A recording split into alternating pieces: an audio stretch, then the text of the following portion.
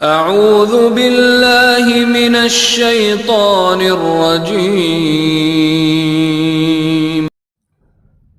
حضرت ابی بن کعب رضی اللہ عنہ بیان کرتے ہیں، میں نے نبی اکرم صلی اللہ علیہ وآلہ وسلم کو یہ ارشاد فرماتے ہوئے سنا ہے، قیامت کے دن حق سب سے پہلے عمر کے ساتھ معانقہ کرے گا، اور قیامت کے دن حق سب سے پہلے عمر کے ساتھ موافحہ کرے گا۔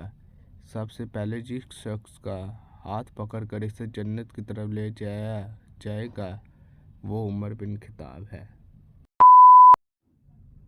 حضرت عبداللہ بن مسعود رضی اللہ عنہ فرماتے ہیں، جب سے حضرت عمر رضی اللہ عنہ نے اسلام قبول کیا ہے، ہم اس وقت سے باعزت زندگی گزار رہے ہیں۔ حضرت علی رضی اللہ عنہ فرماتے ہیں، رسول اللہ صلی اللہ علیہ وآلہ وسلم سب سے آگے ہیں، دوسرے نمبر پر حضرت ابو بکر صدیق رضی اللہ عنہ اور تیسرے نمبر پر حضرت عمر رضی اللہ عنہ ہیں۔ پھر ہمیں فتنوں نے آ گھیرا اور اللہ تعالیٰ جسے چاہے معاف فرما دیتا ہے۔